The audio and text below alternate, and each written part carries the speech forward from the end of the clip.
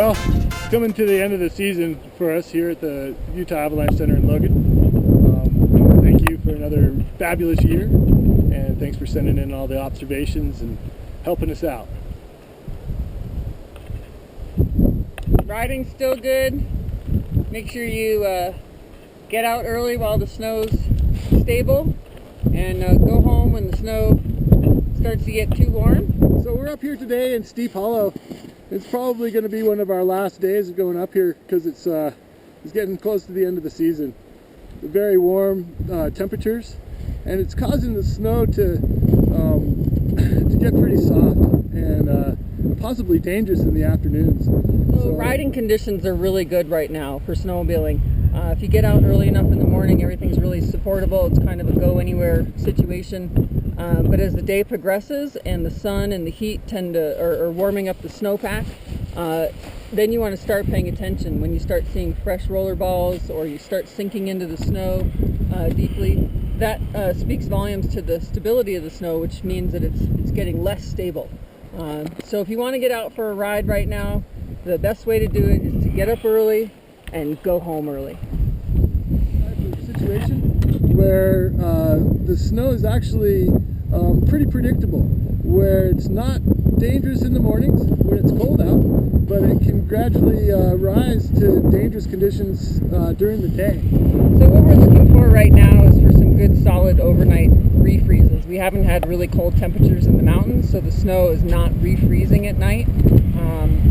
It's good riding, but as the day goes on and the sun's heating the pack up, it's getting to get less stable. All right, so in the springtime, when we get fresh snow, which is pretty common, then we have to worry about wind slabs and new snow instabilities.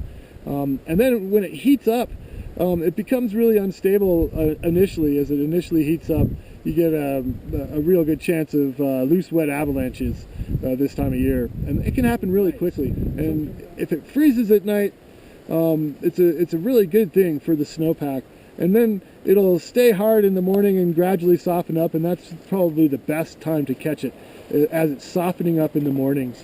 And then, especially this time of year, when it's subjected to the warm temperatures for several days, it'll become unstable again, especially if it doesn't freeze at night. So if you get overnight temperatures that stay above freezing, especially for several nights in a row, you have an increase in wet avalanche danger. Riding through the end of the season, just make sure you keep using normal caution and follow your safe traffic protocols.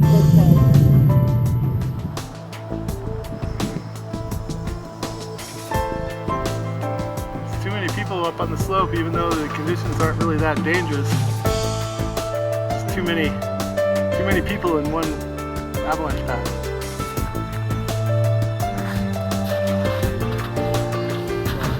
The other thing that's happening this time of year is the creeks and rivers are starting to melt out, and so you have a bit of a risk with the creek crossings. It's pretty common for people to lose sleds into the creeks this time of year as snow bridges collapse. So we're winding up our season. We're going to stop putting out regular avalanche advisories, but we will keep publishing intermittent advisories as necessary, and we will keep publishing observations, so please keep sending them in, especially if you see or trigger an avalanche. We appreciate everybody contributing this year. It makes a huge difference to our program, and so thanks for your observations. Snow coverage, but things are starting to melt out, especially down at lower elevations at the trailheads. We're starting to expose some sage and other lower elevations. We want to be really careful not to ride the sleds over vegetation and other natural resources. We want to avoid damaging the resource so that we can keep coming up here and playing around in the snow.